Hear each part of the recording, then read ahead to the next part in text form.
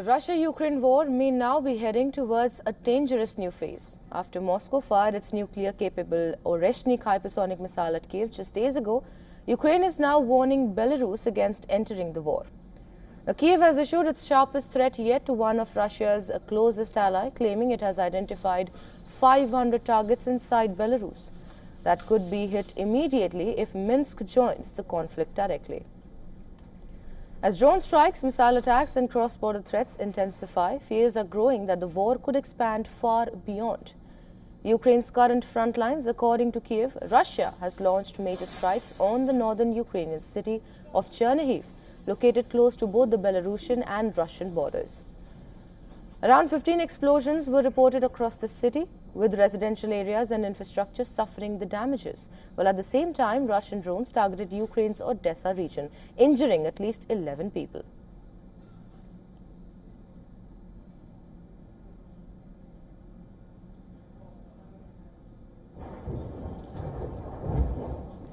While Russian strikes in Zaporizhia wounded 15 people over the past 24 hours, the local authorities also reported 6 more injuries in Dnipropetrovsk region. Well, the strikes came soon after Moscow warned of a new wave of systematic attacks on Kiev.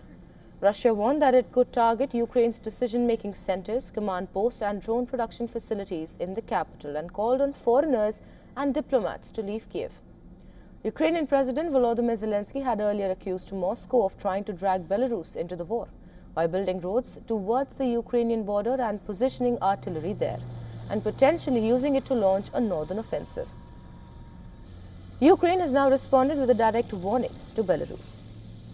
Ukraine's Unmanned Systems Forces commander Robert Madyar Brovdy said Kiev has identified 500 potential targets inside Belarusian territory. He said Ukrainian drones would strike those targets immediately if Belarus enters the war directly on Russia's side.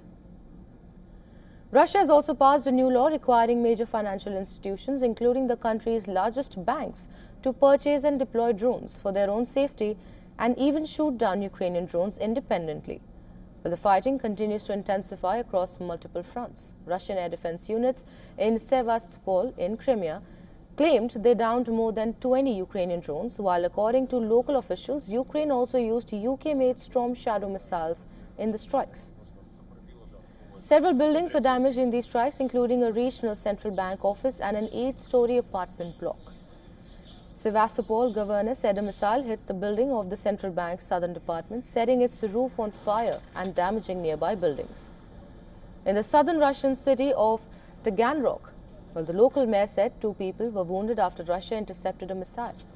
Ukrainian strikes also once again hit the Tuapse municipality, where drone debris caused a fire at a sea terminal. Ukraine also released visuals of its troops allegedly shelling Ukrainian dugouts with a self-propelled howitzer. Russia said it intercepted 3 Storm Shadow cruise missiles, 5 guided aerial bombs and 285 drones overnight. While Moscow also claimed fresh gains on the battlefield. Now, Russia's defense ministry said its forces captured settlements in the Kharkiv and Zaporizhia region. The war is now also raising new concerns inside NATO. Latvia has started strengthening anti-drone defenses along its border with Russia and Belarus after several Ukrainian drones allegedly strayed into Baltic airspace in recent weeks. Now, the incidents have increased regional tensions at a time when questions are being raised about the future of American commitment to NATO's collective security.